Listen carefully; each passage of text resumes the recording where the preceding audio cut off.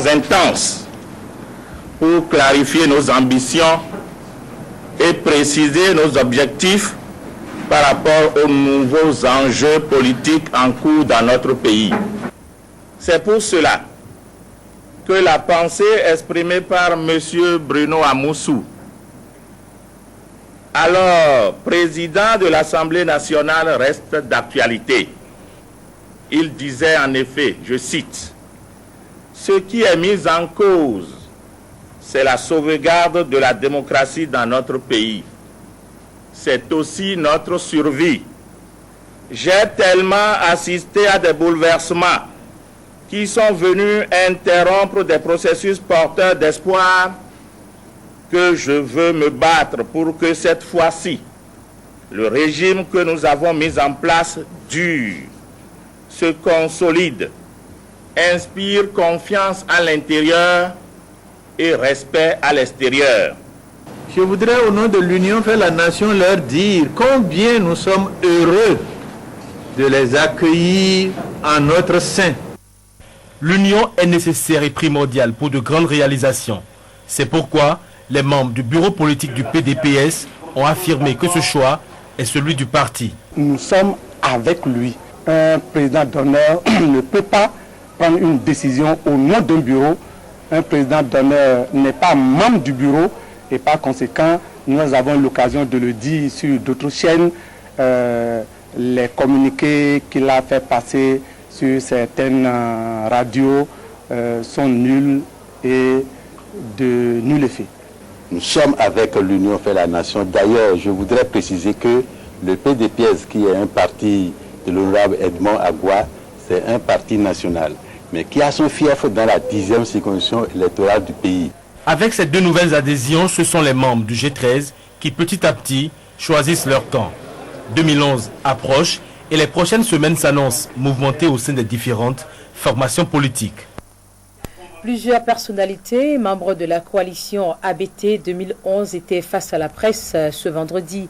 À travers cette conférence de presse, les membres de ABT 2011 ont dénoncé la confiscation de la loi électorale par la Cour constitutionnelle et le boycott par le gouvernement de l'initiative du clergé. Le face-à-face avec la presse a eu lieu au siège de la coalition politique ABT 2011. Deux questions étaient à l'ordre du jour de cette conférence de presse animée par d'éminentes personnalités, toutes membres de la formation ABT 2011.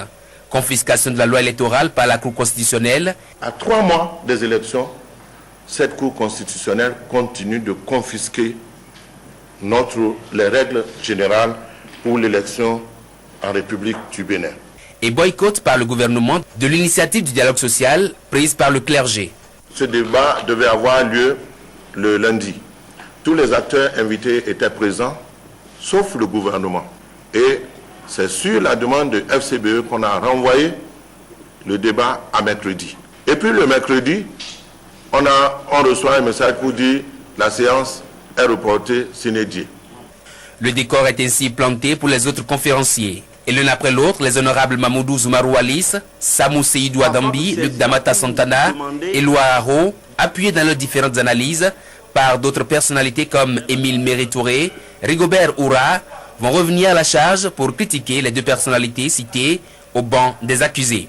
Le pouvoir est là, ne représente rien. Non, je crois que nous ne pouvons pas accepter ça. Il y a une règle de jeu que tout le monde doit respecter.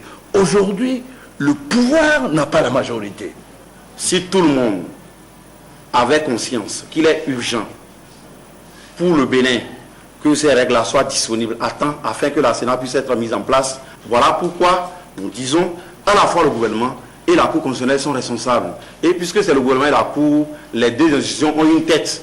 C'est la première fois depuis 1990 que l'Assemblée a voté sa loi et que le gouvernement dise non. C'est la toute première fois. C'est la première fois aussi, j'entends les constitutionnalistes de la Cour interpréter la loi en disant l'autonomie là n'est que l'autonomie de gestion. On n'avait jamais entendu ça. Et ce n'est pas écrit dans la Constitution. On a écrit clairement que c'est une autonomie budgétaire. Moi, je voudrais m'interroger sur quelque chose. Je me demande ce que le chef de l'État viendra nous dire dans son discours sur l'état de la nation, avec tout ce qui se passe. Où est-ce qu'ils veulent nous conduire? Où est-ce qu'ils veulent nous amener? À ces différentes questions, pas de réponse pour l'heure. Mais la formation ABT 2011 n'entend pas laisser faire. Elle veut pour commencer prendre l'opinion publique nationale et internationale à témoin pour que la démocratie béninoise acquise de haute lutte ne se noie dans des considérations purement politiques. Combien ont été payés sur les milliards spoliés à nos pauvres mamans? Nous l'attendons là, il faut qu'on le sache.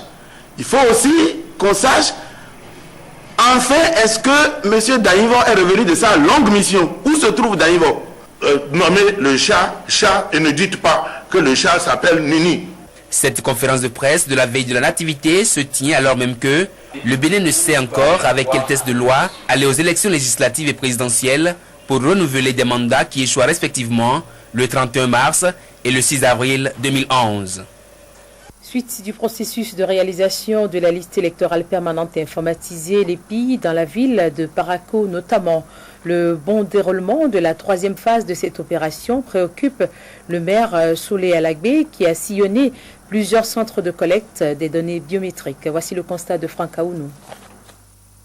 S'imprégner du déroulement des opérations de la troisième phase de la LEPI dans sa commune, c'est l'objectif de cette tournée entreprise par le maire dans la matinée de ce jeudi. Premier point d'arrêt de l'autorité et sa suite, Niki Perro, un des centres de collecte périphériques. Celui qui a une meilleure maîtrise de la machine peut enregistrer jusqu'à 100. Les gens ne sortent pas comme ça.